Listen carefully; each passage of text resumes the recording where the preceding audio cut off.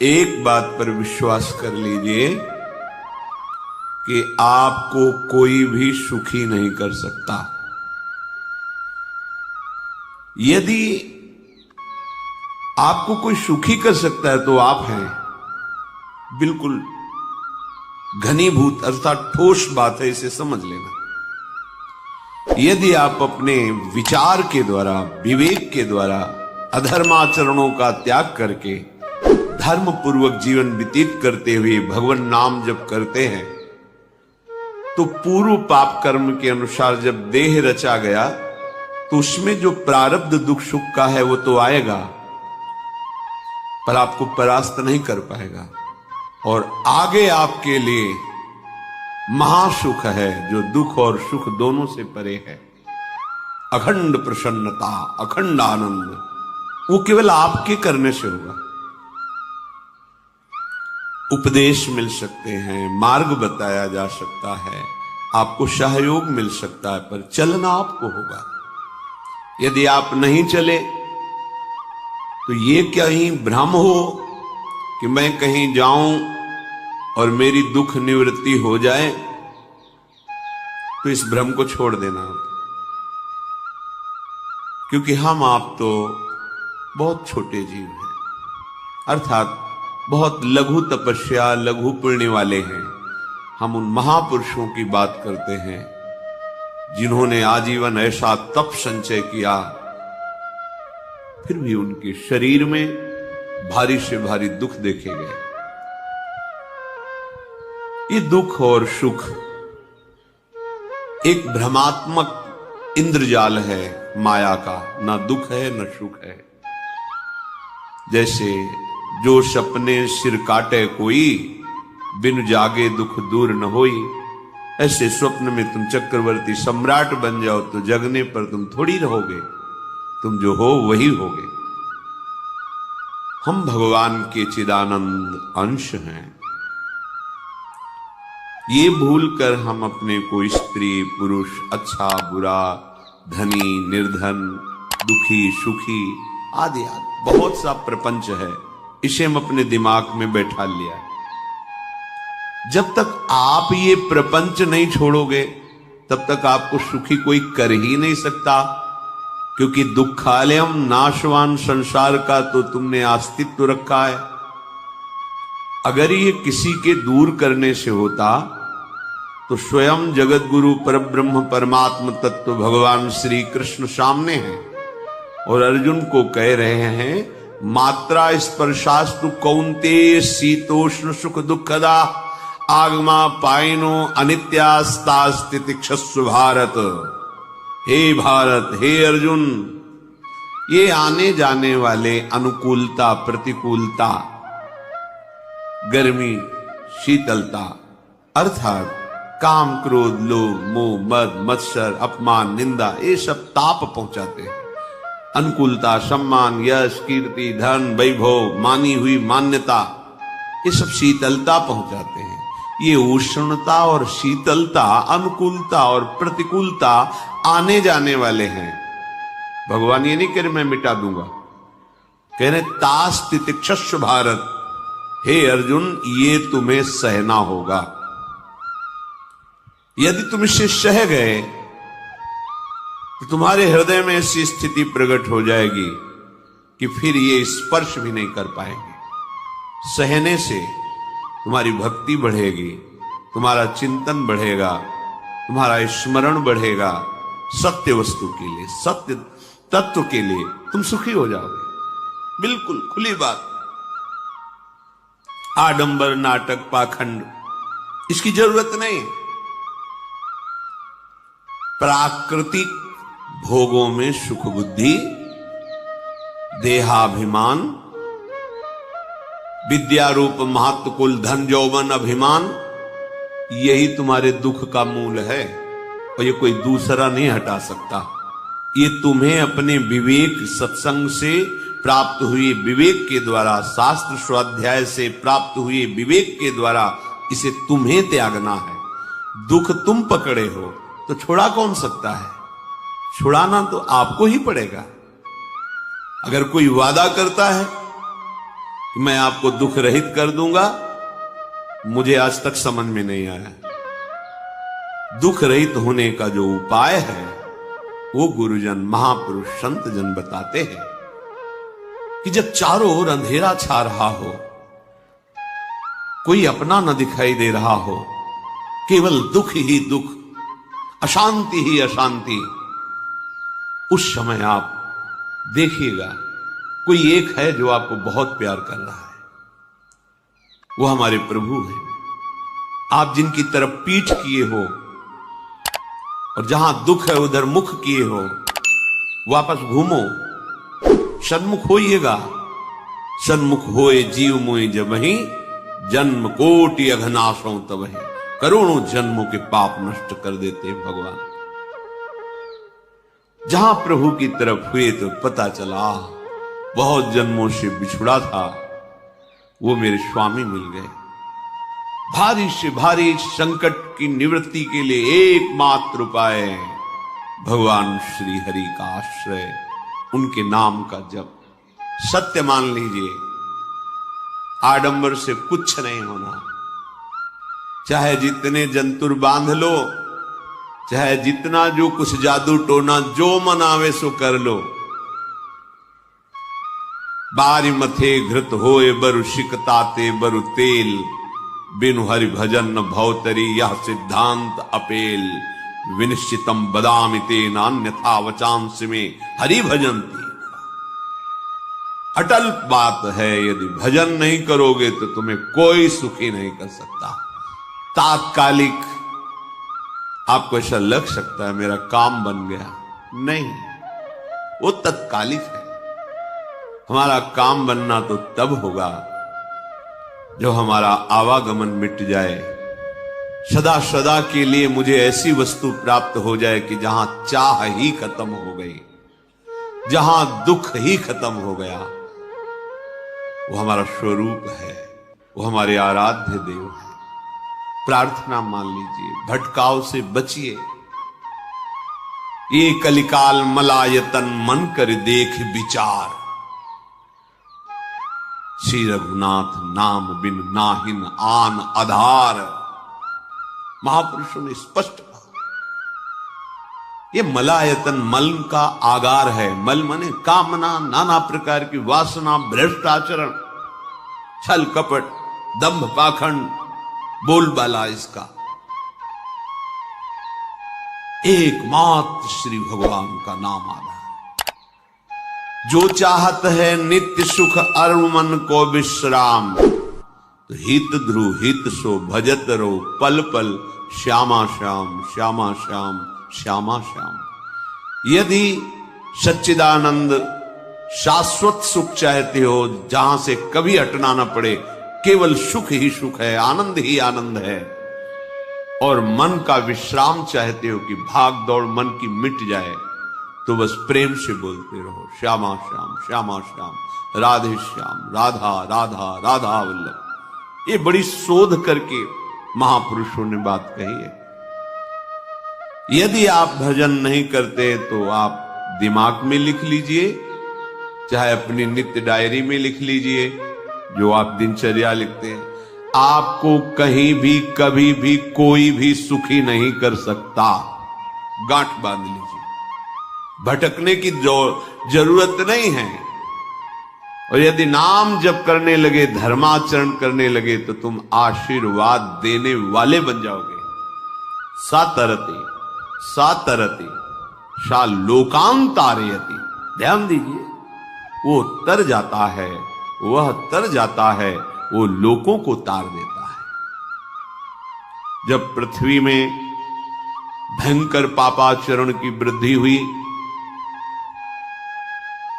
असुरों के द्वारा प्रेरित होकर के जहां भी धर्माचरण, नाम कीर्तन, यज्ञ, हवन, होम, ऋषि मुनि विध्वंस कर दो, क्या हुआ? कोई दूसरा दिखाई दिया क्या? नहीं, किसी की सामर्थ्य नहीं थी। सब मिलकर के ब्रह्मा जी के पास गए, जो ईश्वर कोटि के महापुरुष। सबने ब्रह्मा जी से प्रार्थना की। ब्रह्मा जी ने कहा, हम भी जिनके सेवक हैं, वही प्रभु अब हमारे दुख का निवारण कर सकते हैं। सोचो, आप किसी और से दुख निवृत्त कराना चाहते हैं? जिसने सृष्टि बनाई है, भगवान ब्रह्मा जी भी कह रहे मैं जिनके सेवक हूं, वही प्रभु हमारे और आप सबके दुखों का निवारण कर। तो आपको समझ में नहीं आ रहा कि एकमात्र भगवान श्री हरि ही हमारे दुख का निवारण कर सकते हैं। हमें कहीं भागने दौड़ने की जरूरत नहीं है। साधु समागम इसलिए किया जाता है कि हृदय पवित्र हो जाए। पवित्र हृदय की पहचान बुद्धि में विवेक का प्रादुर्भाव हो जाए और विवेक से मोह का नाश करके हम निरंतर प्रभु के प्रेम में डूबे, भजन में डूबे। सबने एक साथ मिलकर के विचार किया कि महासुख सिंधु प्रभु से विनय करनी तो कहां जाया जाए? वैकुंठ चले, किसी ने कहा क्षीर सागर चले। अपनी अपनी भावना व्यक्त कर रहे थे। तेहि समाज गिरजा में रहू, अवसर पाई वचन एक कहू, हरि व्यापक सर्वत्र समाना, प्रेम ते प्रगट होई मैं जाना। हे गिरिजा, परम वैष्णवाचार्य भगवान महादेव जी कहते हैं, उस देव समुदाय में हम भी थे। हमने कहा कि हमारे तो हृदय में बात ऐसी आती है कि कहीं भागने की जरूरत नहीं है। हरि व्यापक सर्वत्र समाना, जैसे वो वैकुंठ में विराजमान है, क्षीर समुद्र में विराजमान है, ऐसे कण कण में विराजमान है। बस तुम प्रेम से पुकारो, जहां पुकारोगे वहीं प्रभु प्रकट हो जाएंगे। नाम बाणी जहां श्याम श्यामा तहां, नाम बाणी निकट श्याम श्यामा प्रगट। सिद्ध सिद्धांत है, भटकने की जरूरत नहीं। जहां हो वहीं से प्रिया प्रीतम का नाम पुकारो, नाम कीर्तन करो, उनकी लीलाओं का गायन करो, सबको सुख देने की भावना करो। देखो तुम्हारी दृष्टि बदलती चली जाएगी, भगवत साक्षात्कार करने की योग्यता आने लगेगी। ऐसा ही हुआ। सबने मिलकर के श्री भगवान को विनय पूर्वक आर्त भाव से पुकारा। आकाशवाणी हुई, निर्भय हो जाओ, निश्चिंत हो जाओ, मैं स्वयं अपने अंशों के सहित अवतार लेकर इस भूमि का भार हरण करूंगा। तुम सब बड़े बड़े जो देवता हो, जाओ हमारी लीला में सुख लेने के लिए सब ऋक्ष वानर आदि का रूप धारण करो।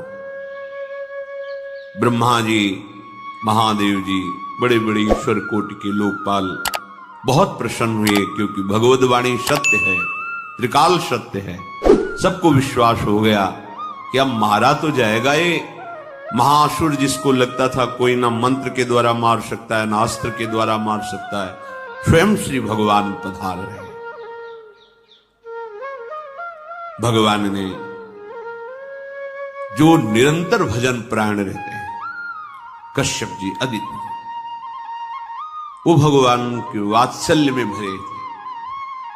प्रभु जब प्रकट हुए तो उनसे कहा, मुझे आप जैसा पुत्र चाहिए। प्रभु ने कहा कि मेरे जैसा तो मैं ही हूं, अद्वितीय हूं, दूसरा कोई है नहीं, मैं ही अवतरित होऊंगा। भजन में देखो कितनी सामर्थ्य है। जगत पिता को पुत्र रूप में प्राप्त कर रहे हैं। वही चक्रवर्ती सम्राट अवधपुरी के नरेश महाराज दशरथ जी के रूप में, जिनके महामहिम अद्भुत सौभाग्य प्राप्त करने वाली तीन ये रानियां, श्री कौशल्या जी, श्री कैकेयी जी, श्री सुमित्रा, भगवान वशिष्ठ जी इनके गुरुदेव हैं। प्रायः बड़े बड़े महान जो राज्य पालक रहे, उनके ऊपर, राजा के ऊपर महाराजा विराजमान रहे। ऊपर से स्वर्गलोक आदि लोकों से भी ये शिक्षा मिली। देवराजेंद्र तो भगवान बृहस्पति, दैत्यराज बलि तो भगवान शुक्राचार्य,